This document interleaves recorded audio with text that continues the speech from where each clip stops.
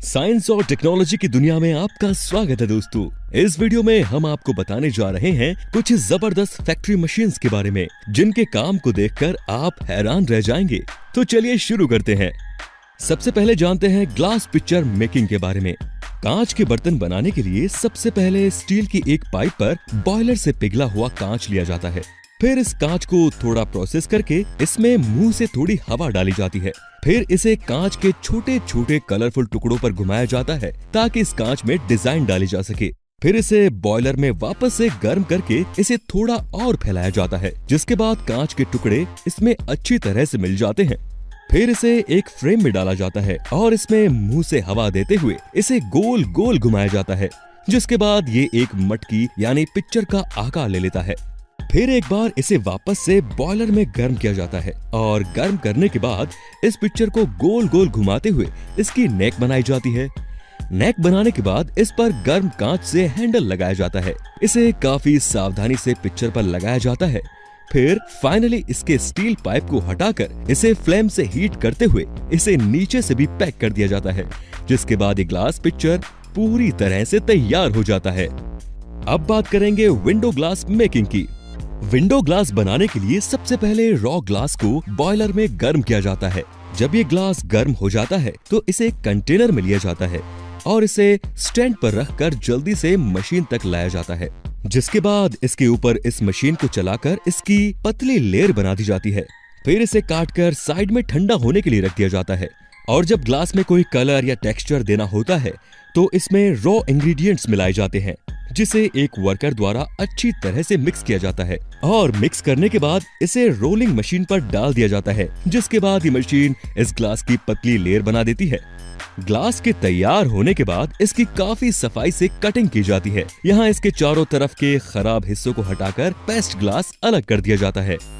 अब बात करेंगे दोस्तों ग्लास मार्बल मेकिंग की। दोस्तों, कांच के कंचे बनाने के लिए सबसे पहले रिसाइकल ग्लास को बॉयलर में गर्म किया जाता है। फिर बॉयलर में गर्म इस कांच को कई छोटे छोटे आउटलेट्स से निकाला जाता है। यहाँ आउटलेट्स के आगे एक कटिंग मशीन लगी होती है जो कि इस गर्म लिक्विड को छोटे छोटे पीसेस में काटती जाती है। काटने के बाद इन पीसेस को आगे लगे रोलर से गुजारा जाता है, जहाँ इन्हें परफेक्ट राउंड शेप दी जाती है। राउंड शेप देने के बाद इन्हें कंटिन्यू आगे भेजा जाता है और लास्ट में इन्हें कलेक्शन पॉइंट्स पर ठंडा होने के लिए छोड़ दिया जाता है और ठंडा होने के बाद इन्हें कंटेनर में भर दिया जाता है।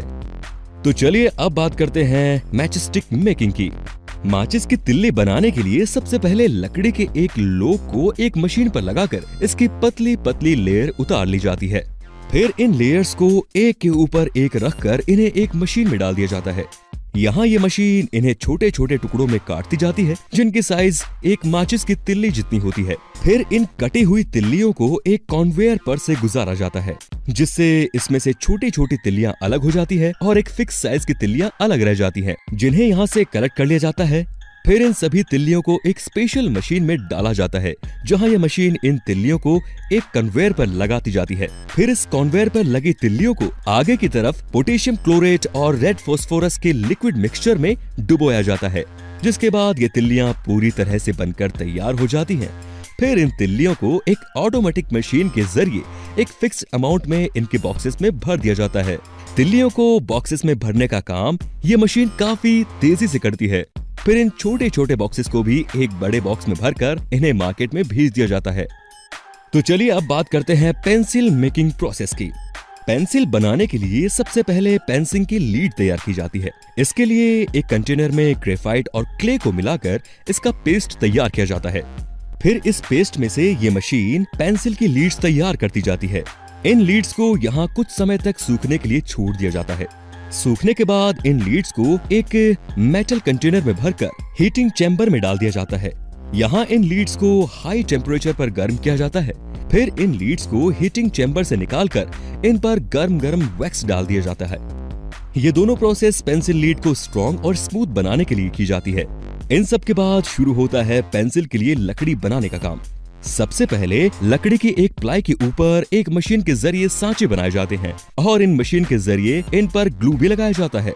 ग्लू लगाने के बाद इन पर पेंसिल लीड रख दी जाती है और फिर ऐसी ही एक लकड़ी की प्लाई इनके ऊपर और रख दी जाती है और फिर इन्हें सूखने के लिए छोड़ दिया जाता है। ग्लू के सूखने के बाद इन सांचों को एक शेपिंग मशीन से गुजारा जाता है, जहां ये मशीन इन सांचों में हेक्सागोनल, राउंड और ट्रायंगल शेप में पेंसिल काटती जाती है। इन पेंसिल्स के काटने के बाद इनकी पेंटिंग का काम शुरू होता है। इन पेंसिल्स को यहाँ फिर डिफरेंट रंगों में रंगा जाता है। इन पर कलर पेंटिंग के बाद इनकी स्टैंपिंग का काम भी किया जाता है।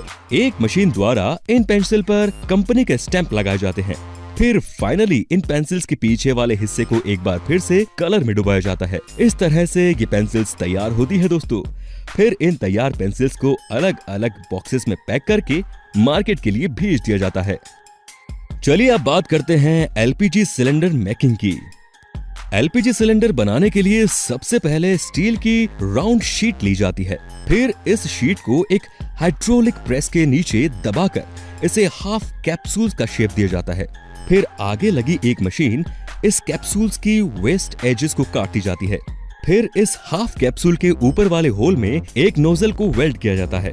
नोजल वेल्ड करने के बाद इसके ऊपर की तरफ एक फ्रेम भी वेल्ड कर दिया जाता है, जो कि सिलेंडर को पकड़कर उठाने के काम में आता है। फिर ऐसा ही एक हाफ कैप्सूल और लिया जाता है, जिस पर सिलेंडर के स्टैंड वाला हिस्सा वेल्ड किया जाता है, जिससे सिलेंडर के नीचे वाला बेस तैयार होता है।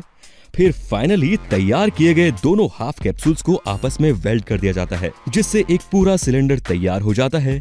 फिर इस तैयार सिलेंडर को एक हीटिंग चैम्बर से गुजारा जाता है और फिर इन सिलेंडर की हाइड्रो टेस्टिंग की जाती है। हाइड्रो टेस्टिंग के बाद इन सिलेंडर्स पर कलर किया जाता है। इन्हें एक हैंगर से लटकाकर इन पर स्प्रे गन से कलर स्प्रे किया जाता है और फिर फाइनली सिलेंडर पर एक एक करके वाल्व लगा दिए जाते हैं, जिसके बाद ये सिलेंडर पूरी तरह से इस्तेमाल के लिए तैयार है। तो दोस्तों, अगर आपको ये वीडियो पसंद आई तो लाइक करें, शेयर करें और ऐसे ही इंटरेस्टिंग और नॉलेज से भरे वीडियोस देखने के लिए हमारे चैनल को सब्सक्राइब करना बिल्कुल ना भूलें।